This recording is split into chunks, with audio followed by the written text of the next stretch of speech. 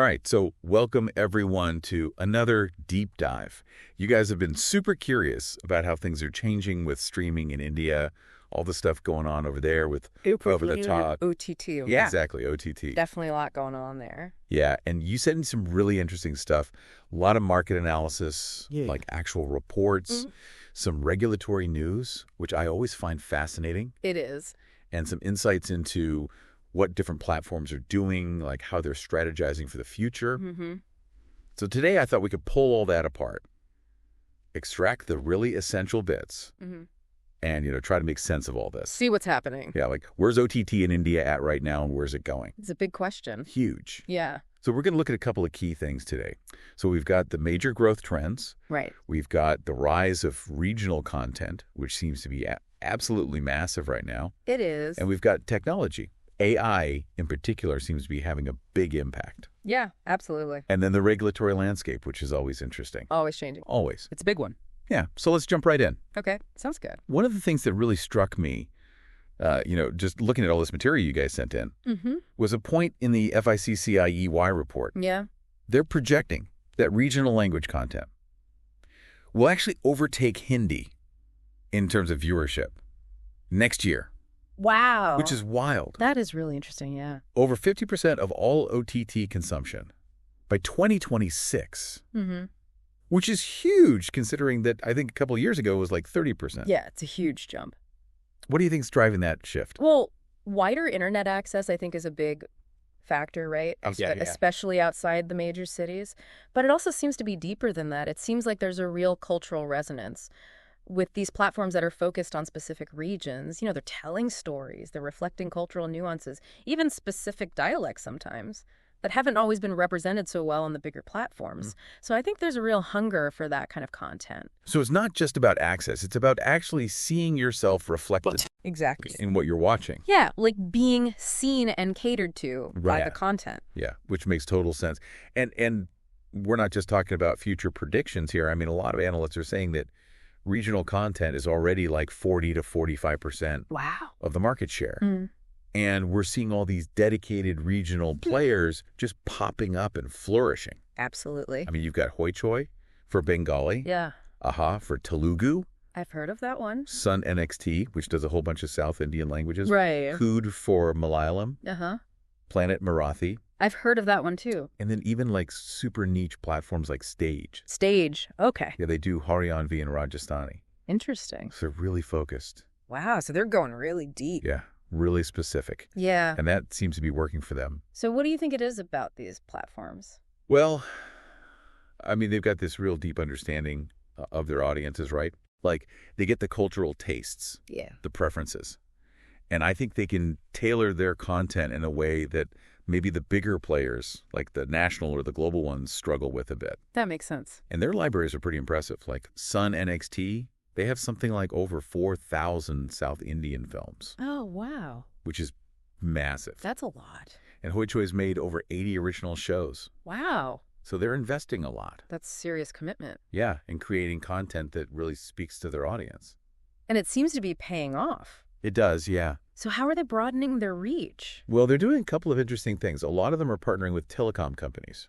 Okay, so distribution deals. Exactly. Yeah. So they're getting their platforms onto more devices. Makes sense.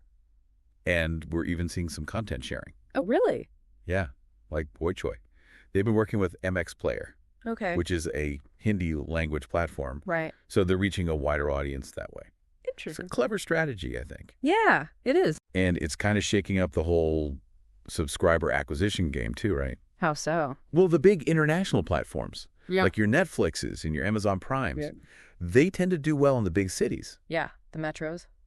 But these regional platforms, they're cleaning up in Tier 2 and Tier 3 cities. Really? Yeah, they've got that strong local connection, which seems to be really important. Yeah, that makes a lot of sense. And the bigger players have definitely noticed this. They're starting to invest more in regional content themselves. They're jumping on the bandwagon. Yeah, absolutely. So who are we talking about here? Amazon Prime, Yeah. Netflix, Disney Plus Hotstar. All the big ones. Yeah, they're all putting money into regional productions. Interesting. And the regional platforms themselves are upping their game, too. Like who, for example? Well, they've said they're going to invest over 1,000 crore rupees Wow. in original content. That's a serious statement. It is. They're going all in. Yeah, they're not messing around. So what kind of stuff are they doing to engage viewers? Oh, it's not just about the shows themselves. They're doing some really interesting stuff around that, like Planet Marathi. Yeah. They've got karaoke tracks. Okay. They've got chat shows alongside their films and series. So they're trying to build a community. Exactly. Yeah. That's smart. And then you've got Stage. Yeah. They're really committed to those Haryanvi and Rajasthani languages and dialects, and they're planning to expand even further. Oh, really? Yeah, into Awadhi, Bhojpuri, Maithili. Wow, they're going hyper-local. They are. That's fascinating. It's really cool. Yeah. So it's not just about watching on demand anymore. It's about creating this whole immersive community experience. Oh, I like that. So we've talked about regionals, Yeah. but we need to zoom out a little bit. Yeah, the big picture. Yeah, the bigger picture. Yeah. And look at the overall competitive landscape in the Indian OTT market. And it is crowded, wouldn't you say? Oh, absolutely. You've got these massive global players battling it out with tons of domestic services. It's a real battleground. So what are some of the key developments there? Well, we're seeing some pretty big consolidation happening. Like what? So the Reliance-Disney merger. Oh, yeah. Geo Hotstar. Exactly. Geo Hotstar. It's a huge deal. Massive. Yeah. They're going to have over 100 TV channels. Wow. They're merging Disney Plus Hotstar and Geo Cinema. It's a behemoth. It is a behemoth. And the potential user base is just mind-boggling. Geo Cinema had like 225 million monthly active users in FY24, and Disney Plus Hotstar had 333 million as of December. That's a lot of people. It's a lot of people. Yeah. So those two together, it's a real powerhouse. What about the financials? Oh, that's interesting too. So GeoCinema, they seem to be leading the pack in terms of premium video on demand monetization. Okay. For the first half of 2024 anyway, Netflix still seems to be the top dog when it comes to SVOD. Okay. But GeoCinema's subscription growth has been really rapid. That's something to watch. Yeah, it's definitely one to watch. What about the telecom operators? Oh, they're playing a big role in all of this, especially companies like Reliance Jio. I mean, they've already got this huge subscriber base that they can push their OTT offerings to. So it's a built-in audience. Yeah, pretty much. That's a big advantage. And it gives them an edge when it comes to pricing, too. Because they don't have to share revenue. Exactly. Interesting. So they can potentially capture a bigger chunk of the pie. Right. Compared to competitors who might have to split the revenue with other partners. That makes sense. But all this competition that's focused on getting as big as possible, it does raise some questions about content quality. Oh, yeah, for sure. Some of the stuff we read actually criticized GeoCinema's approach, saying that they're maybe prioritizing quantity over quality. I mean, it's a tough balance, isn't it? It is, yeah. You want to have tons of content to attract viewers, but you don't want to sacrifice quality because then people might not stick around. Right. It's about finding that sweet spot. Exactly. Okay, so let's talk about technology. Right. AI seems to be everywhere these days. It is. It's not just behind the scenes anymore, is it? No, it's front and center. Yeah. Especially when it comes to content discovery.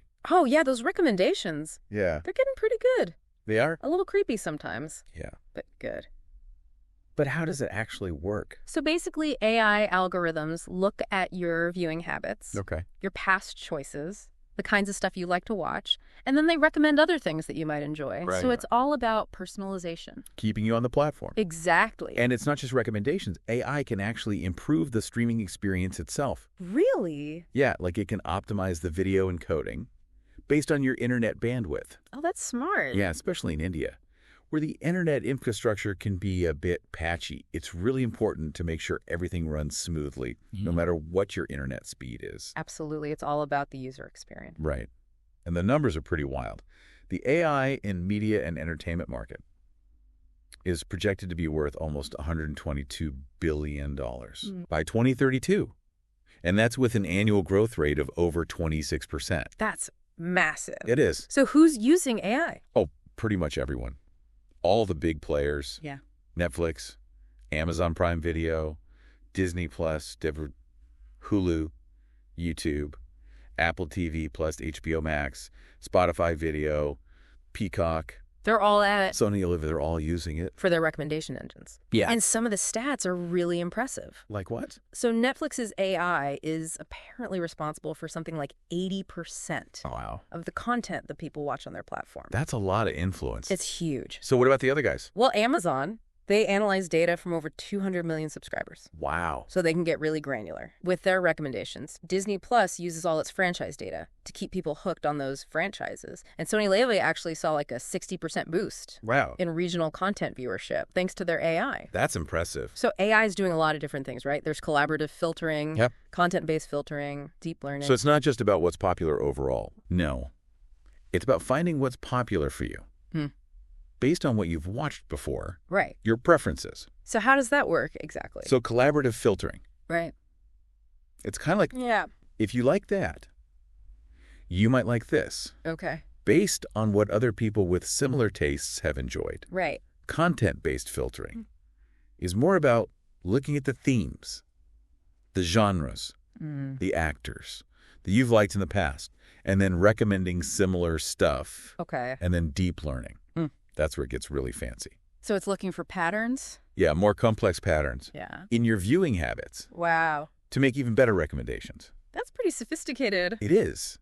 But of course, there are challenges. There always are. Right. So what are we talking about here? Well, filter bubbles are a big one. What's that?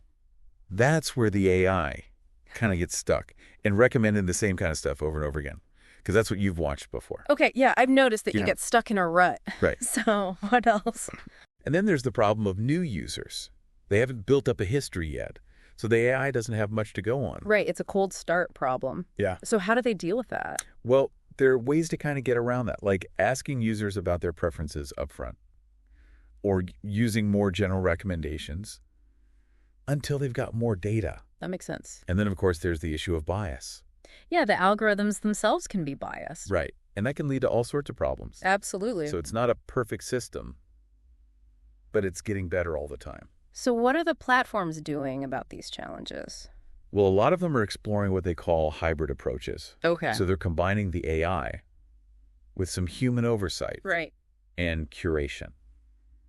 So that the recommendations are more diverse, more well-rounded. That's a good idea. Yeah, I think so. So let's move on to the regulatory landscape. Okay. Seems like there's a lot happening there. There is. It's a hot topic. Yes. And it's clear from everything we've read that the Indian government is paying close attention to how OTT platforms are operating. So what are the key regulations? Well, the big one is the Information Technology, Intermediary Guidelines, and Digital Media Ethics Code Rules 2021, which thankfully everyone just calls the IT Rules 2021. That's a mouthful. It is. So what do those rules say? Well, basically, they set out a whole bunch of obligations for OTT platforms. Like they have to do due diligence. Yeah. They have to set up a system for handling user complaints. They had to classify their content based on age appropriateness. Right. You have to implement age verification. And they have to stick to certain timelines for removing certain types of content. That's quite a lot. It is, yeah. And is it working? The Ministry of Information and Broadcasting issued an advisory in February reminding platforms to comply, especially when it comes to stuff that's considered obscene or pornographic. So they're keeping a close eye on things. They are. And what about complaints? So the IT rules actually have this whole 3-tier system for handling complaints. Okay, how does that work? So first up, the platform itself has to try and resolve the issue. Okay, self-regulation. Exactly. Then, if that doesn't work, there are self-regulatory bodies formed by industry associations. So like a second level of appeal. Yeah. And then finally, if all else fails, the government can step in. So it's a multi-layered approach. It is. And on top of the IT rules, there are a bunch of other laws and bills that are either already in place or coming soon. Like what? So there's the Digital Personal Data Protection Act 2024. Okay, data privacy. Right. There's the Broadcasting Services Regulation Bill 2024 and the Telecommunications Act 2023. So these could have a big impact on OTT platforms. Yeah, potentially huge. They could affect everything from how they handle user data to what kind of content they can show to whether they need licenses in the future. So it's all about bringing digital platforms under a more comprehensive regulatory framework. Exactly. That's a big shift. It is. And of course, regulating online content is always tricky. Yeah. It's about finding that balance between protecting people right. and allowing freedom of expression. Right. And there's always the risk of censorship. Yeah, going too far. And stifling creativity. No. So it's a delicate balance, and it's something that's being debated all over the world. It's a global issue. It is, yeah. The sources you sent in actually mentioned some big legal cases in the U.S. and the EU that have shaped how digital content is regulated. That's fascinating. That's a really complex area. So how are these platforms making money? Okay, so let's talk about monetization. Yeah, how do they actually generate revenue? Right, so in India, we're seeing a mix of business models. Okay. So you've got your SVOD. Subscription. Right, subscription. Like Netflix. Yeah, Netflix is a good example. Okay. Then you've got your AVOD. Advertising. Exactly. YouTube. Yeah, YouTube is mostly AVOD. Right. And then you've got hybrid models that combine both. Okay, so a bit of both. Yeah. And right now, SVOD is actually the biggest chunk of the market. Really? Yeah. I would thought AVOD would be bigger. But AVOD is definitely popular. Yeah. Especially with a lot of price-sensitive viewers. Makes sense. But SVOD is still bringing in the most revenue. Okay. But platforms like GeoCinema, they're showing that AVOD can be really successful. Yeah, how so? Well, they've been using free content. Yeah. Like the IPL cricket matches to draw in massive audiences. Yeah. And then they make money from advertising. Smart. And we're seeing some interesting differences between urban and rural areas when it comes to monetization. What way? Well, AVOD seems to be way more popular in smaller towns and rural areas compared to the big cities. Interesting. But one of the big challenges for a lot of these platforms is figuring out how to turn those free users into paying subscribers. It's the conversion problem? Exactly. That's a tough one. Yeah, it's not easy. And even though there's all this investment going into creating original content, it's still really hard to make consistent money. Yeah, it's a challenge. Yeah. Sustainability is a big issue. Yeah. And then there's the whole question of pricing. Right. Like, how much are people willing to pay, especially compared to going to the cinema? That's a good point. And then, of course, there's piracy. Ugh, yeah, that's a problem. Yeah, it's a huge problem. It's hard to compete with free. It is. Yeah. So we've talked a lot about the challenges, but let's go back to those regional platforms for a minute. Okay. Because they seem to be doing something right. Yeah, they're thriving. They are. So what's their secret? Well, I think it comes down to authenticity and diversity. Cultural authenticity. Yeah. Okay. And linguistic diversity. They're catering to audiences that the bigger platforms maybe don't understand as well. Right. Or don't reach as effectively. Yeah. And that's creating a lot of loyalty. It's about connection. It is. Yeah. They're also really good at supporting local talent, independent filmmakers, storytellers who are telling hyper-local stories. Right. And they often prioritize authenticity over star power. Which is interesting. So it's not about the big names. Not necessarily. It's about the stories. That's cool. And some of them are really actively building creative ecosystems. Like who, for example? So Studio Mojo. They've got centers in Kochi and Thiruvananthapuram and Kate. They've set up offices in smaller cities across Karnataka. So they're nurturing talent at the grassroots level. That's great. It's pretty amazing. So it's like a democratization of content creation. Yeah, exactly. Reaching people in rural areas who might not have had these opportunities before. Exactly. And what about government support? Oh, there's definitely some of that happening. Like Prasar Bharati. They have a platform called Waves.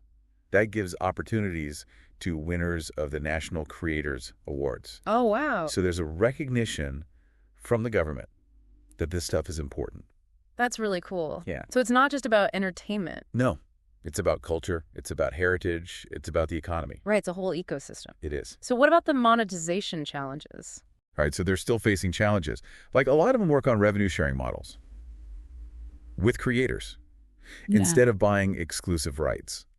Okay, so they're spreading the wealth a bit. Yeah. But that can make it harder to make money. It can. Especially if you don't have that exclusive content. Right. But they're coming up with some creative solutions. They are. Like Stage, they're adding even more regional languages and dialect. Wow, they're going even deeper. Yeah.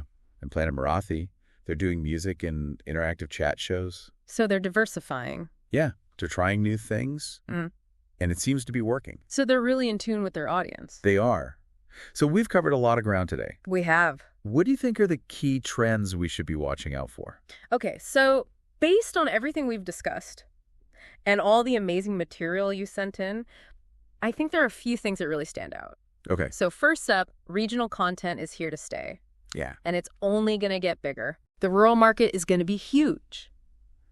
for growth and adoption. AI is going to get even more sophisticated and personalized. The regulations are going to keep evolving. Yeah, that's for sure. We're probably going to see more consolidation and strategic partnerships. Hybrid business models are going to become more common. And who knows, we might even